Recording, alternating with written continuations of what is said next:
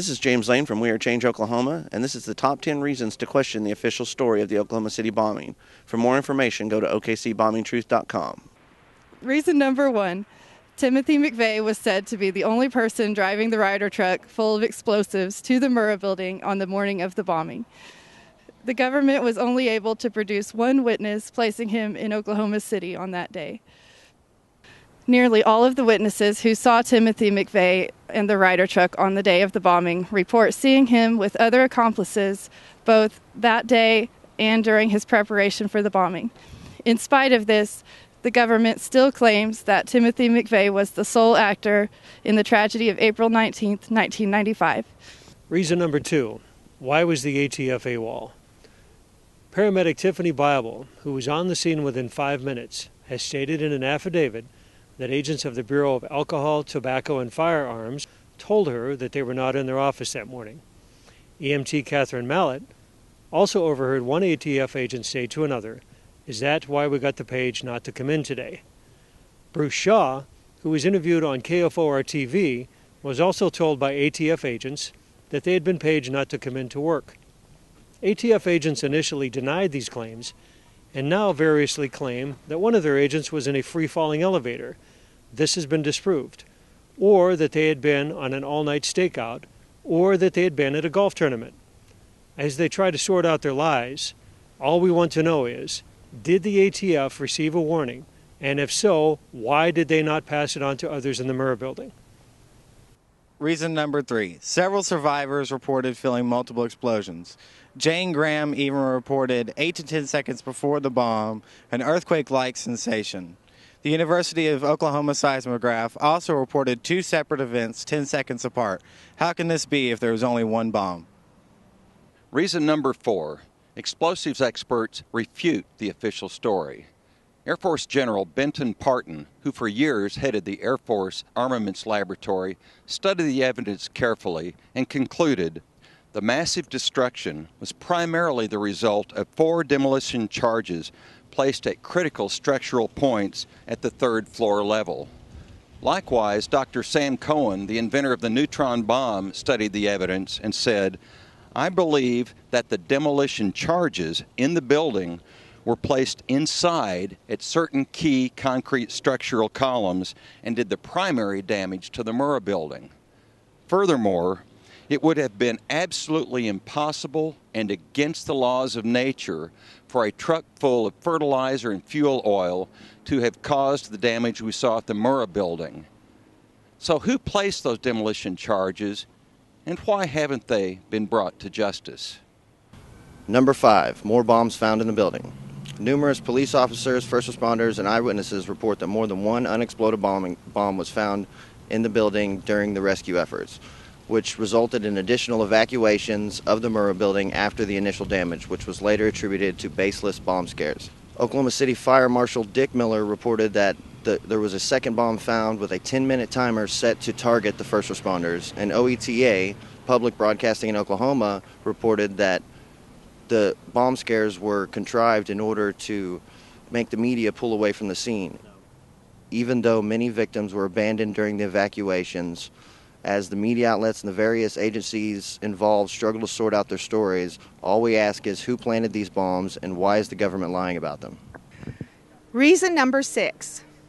More than one informant, way before the bombing, told federal agencies that the Oklahoma City federal building would be bombed.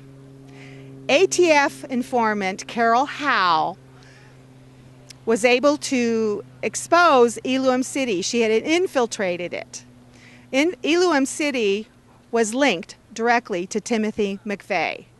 She was able to name 5 other people as possible accomplices to Timothy McVeigh's bombing of the Oklahoma City federal building. 2020 picked up the story. A few nights before the story was to air, someone from the Department of Justice called ABC, and as a result of that call, the story was canceled. Number 7, foreknowledge. It's interesting to note the foreknowledge that may have been had 3 to 4 days before the Oklahoma City bombing took place. A call came in to the Walter Reed Army Hospital. A nurse there took the call. The call came in from the Pentagon, or really from a liaison to the governor's office here in Oklahoma. The question that was being asked was about the triage for blast pressure or blast overpressure. What's interesting is that information about those calls was never subpoenaed, nor was it talked about during the investigation. So really, why was that call made and what information was had days before the bombing? Number 8, the Oklahoma County Bomb Squad at the federal courthouse before the bombing. We have several witnesses, including Oklahoma County assessors, Oklahoma County Board of Elections, and we have private investigators as well as attorneys that all report seeing the bomb squad down there as early as 6:15 that morning before the multiple explosions emulated from the AP Murrah building on April 19th, 1995. We also have an account of a man named Randall Yount who met an acquaintance who was on the Oklahoma County Bomb Squad that met him down at the bomb scene that said, yes, we've been down here since early this morning. We got a tip that there was going to be a bomb down here. We thought it was at the courthouse, and it turns out it wasn't. So a question we're asking is, why was the Oklahoma County Bomb Squad down there at 6:15 that morning? Who tipped them off that there was going to be an explosion down here in Oklahoma City? Number 9, the extra left leg.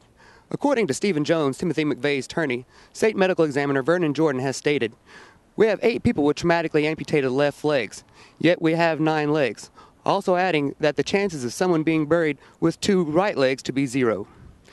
Chief pathologist of Northern Ireland, T.K. Marshall, having performed 2,500 autopsies on bombing victims, has also stated, there is never an unknown victim. Therefore, we must assume that this leg must belong to a perpetrator close enough to the bomb for it to be disrupted to such an extent that it only left a leg behind. So, who is this person? Number 10, the videotapes.